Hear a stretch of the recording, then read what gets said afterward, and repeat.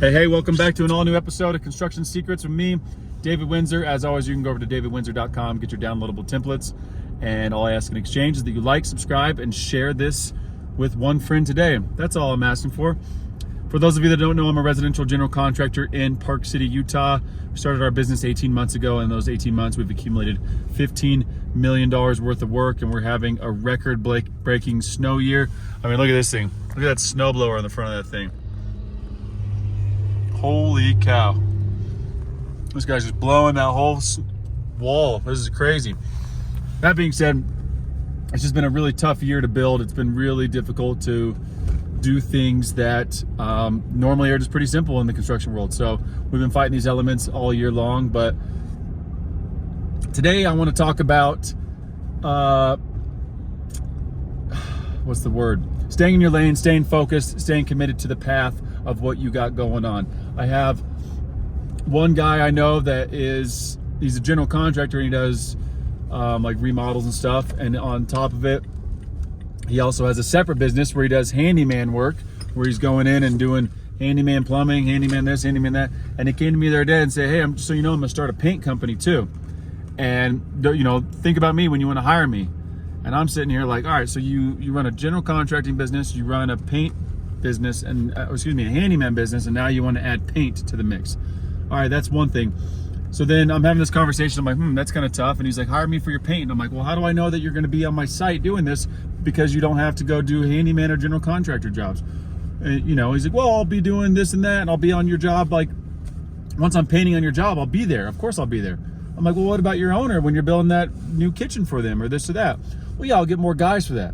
So you're going to hire more guys for the business that you're thinking of starting or have just started, and you don't even know if it's going to take off, and you don't know if it's going to do well. All right. And then I got another guy, a friend of ours, and this guy, he owns a framing company, and then he wanted to go out and start a snow removal company in addition. And once again, I'm like, okay, so you want to start a snow removal company and you're framing. Yeah, well, I want to do that.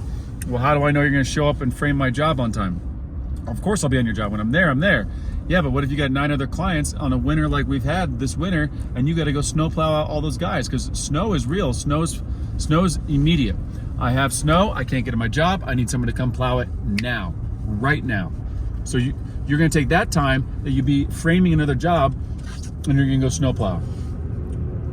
So these are the things I'm thinking about when individuals are pitching these ideas to me, get my opinion, ask me to hire them, all these types of things.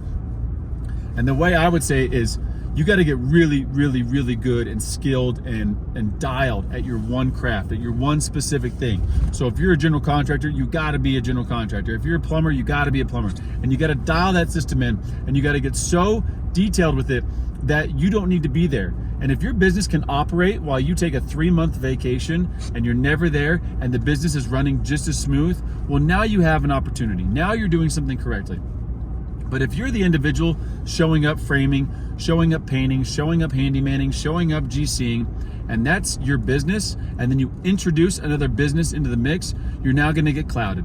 You're now going to get staggered. You're now going to get, your vision's going to get blurry. It's going to be really tough to maintain what you have going on in a professional, organized sense if you are not focused on one particular task. And if you spread yourself too thin with multiple different scopes of work, you're going to get lazy and you're going to get sloppy at those particular crafts. You're going to do each craft at 50%, 60, 70, maybe even do it up to 80%, but each craft is going to be at 80% versus one craft at 100%. And you got to get to where you can do one craft at 100%, you can hire people, you can execute, and you can get hit by a bus tomorrow and the business still moves on. If the business needs you to survive, that's not a business, it's a job.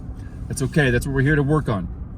But if you own a job, or if you own a business that requires you to be there, then you are for sure 100% not in the market to start a new business. I mean, you're not at a scalable point to where you can add another ingredient into the mix, into the recipe of your success, into the recipe of your portfolio. You got to get dialed at your one craft. So don't change lanes, don't deviate from the task.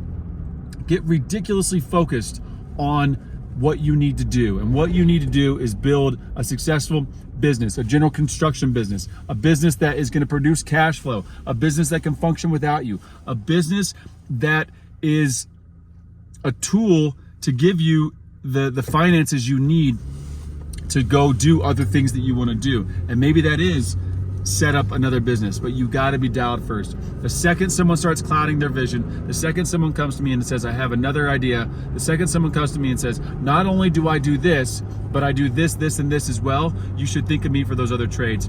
That's when I turn my head and say, no, thank you. I'm not in the business. I'm not interested in doing business with individuals that have multiple pots on the stove. That is just a recipe for disaster. It's too hard to maintain, and it's too hard to keep that person's attention. And not when someone's on my job sites, I want to make sure I have 100% of their attention, 100% of their focus on that particular scope. So that's all I got. Stay in your lane, find your path, and do what it takes to be successful in one particular craft, i.e. general construction. That's what this channel's for, is to help general contractors grow or start their business. And I'm just sharing with you, documenting some of the things that we're doing along the way, and hopefully it helps you in your construction journey. I really appreciate you guys. I can't thank you enough for watching these YouTube videos, even though I'm getting like 4 views a time. But the 4 of you that are watching, Mom, Dad, I appreciate you guys. So thanks so much. I appreciate it. This is David Windsor. Go over to davidwindsor.com, get your free downloadable templates. And once again, you guys are the best. I appreciate it. Talk to you soon. Bye.